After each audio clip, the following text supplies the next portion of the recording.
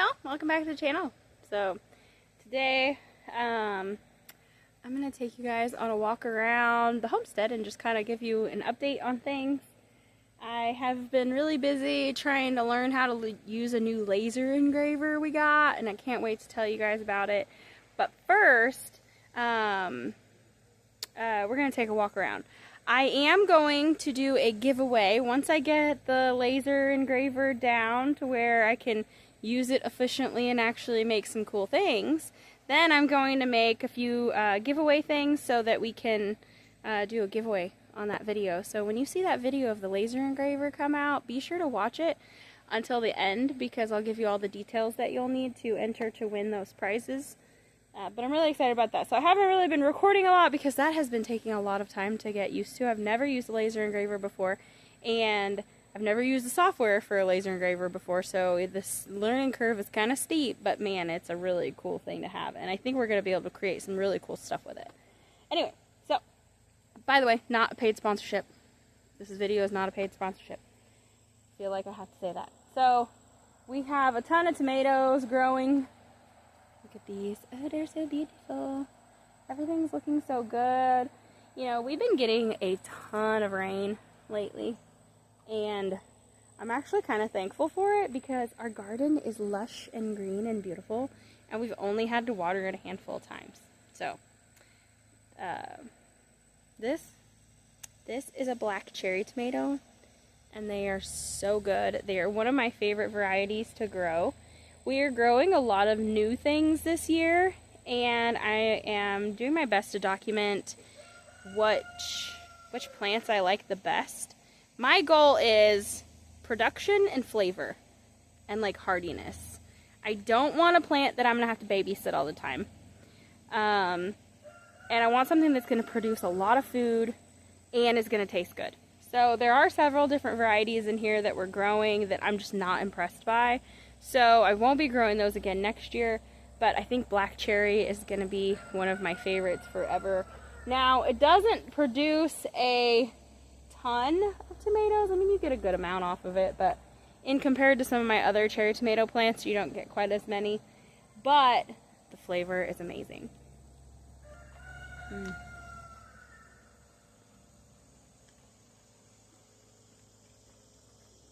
We have quite a few more peppers too.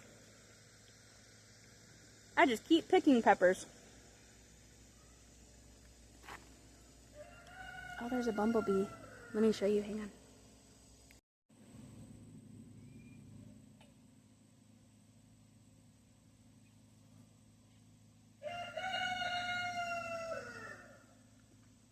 I like my little pollinator friends. Oh, hey, look, he wants me to show you guys some of the jalapenos.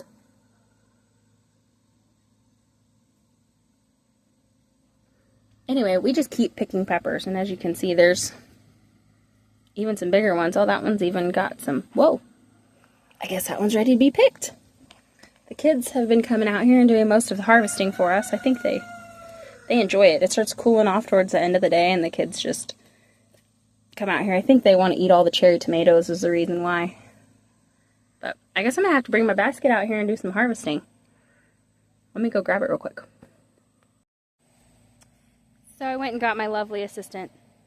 She's a great pepper picker. And tomato picker. And she's a great helper. So Emily's going to help me really quick. We actually have a bell pepper over there that looks like the size of a real bell pepper, guys. That's the biggest bell pepper I've ever grown.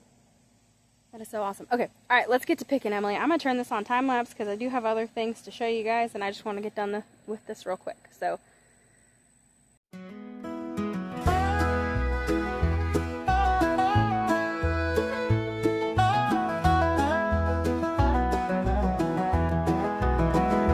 Mama's hands are calloused but kind. She's teaching her girls to walk the line. In fields we plant, in storms we stand, with faith like an anchor in God's hand. Through the valleys we will never fear. She shows us grace, keeps us near. The Psalm 23 woman walking in love, guided by faith.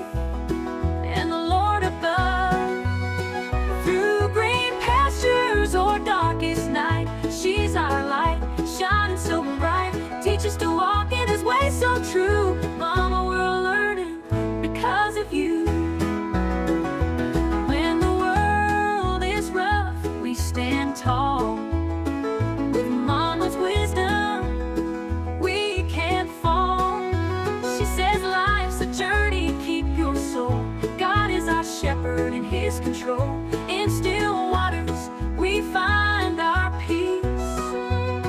From her teachings, love will never cease. Be a Psalm 23 woman walking in love, guided by faith and the Lord above. Through green pastures or darkest night, she's our light, shining so bright. Teach us to walk in his way so true. Mama, we're learning because of you.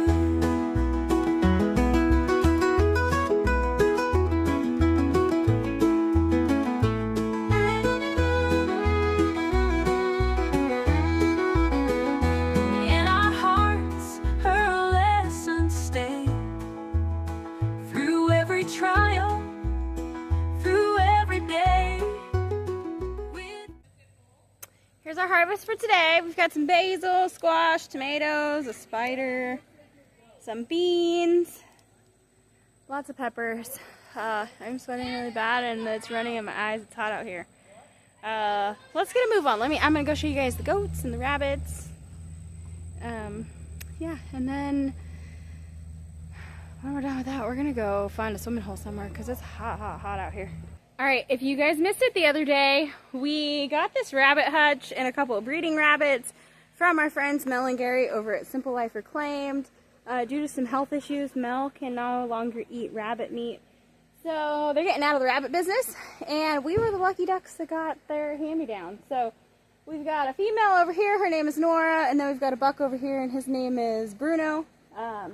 We're just going to get in here. I'm going to show them to you guys. They're very, very, very sweet. And I'm just going to make sure they have food and make sure their waters don't have air bubbles in them. Whoop. They don't even try to escape when you open the door. Whoop. Hi, Nora. Hello, baby. Hi. See how sweet she is.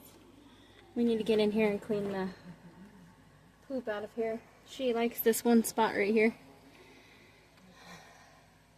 You're so precious. I like to push on their little thing, make sure water's coming out. There's water coming out of it, so that's good. Sometimes when they run out and you have to bleed the line for all the air that gets in it. But she's got plenty of food. There we go. She got plenty of food for a little while. Whoop.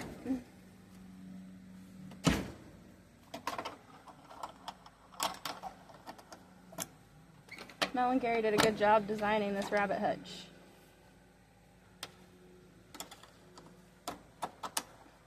Nothing's getting in there unless it's got opposable thumbs.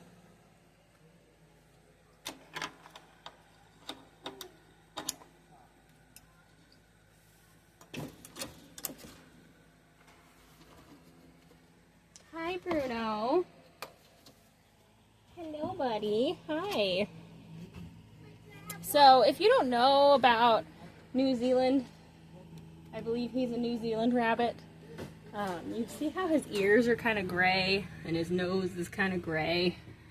Well, they're color changing rabbits. So in the winter time, as the weather gets colder, their ears and their nose actually get darker and turn almost black. But we're going to check his water. Yep. Just got to make sure everything's good, everybody's good before we go swimming. Because we'll be gone for a couple hours and we don't want anybody running out of water or anything while we're gone.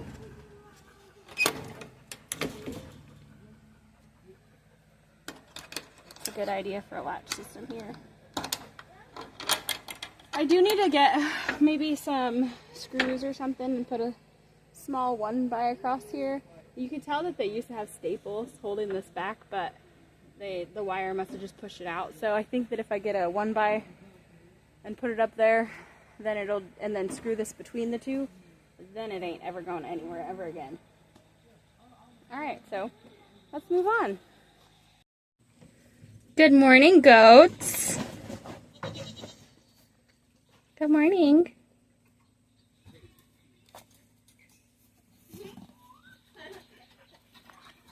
We need to build a gate big enough on the goat fence to be able to get the tractor in here so that we can get the tractor to scoop up all this hay.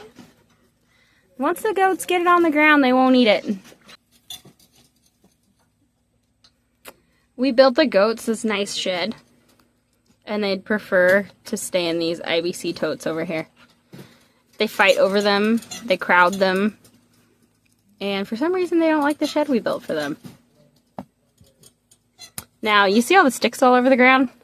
That is because when we cut down trees and we cut limbs off of trees, a lot of times we'll take it and we'll throw them in here for the goats to get fresh greenery. We really need to get up a fence around our place so that we can let them out again. After they cleaned up, you can kind of see all back here. You can see where they've cleaned up as far as they can reach. And we don't want them going onto the neighbor's property. So now that they've cleaned up our immediate area, they're wandering a little bit further off, and we don't want it to be an issue, so we really need to get a fence.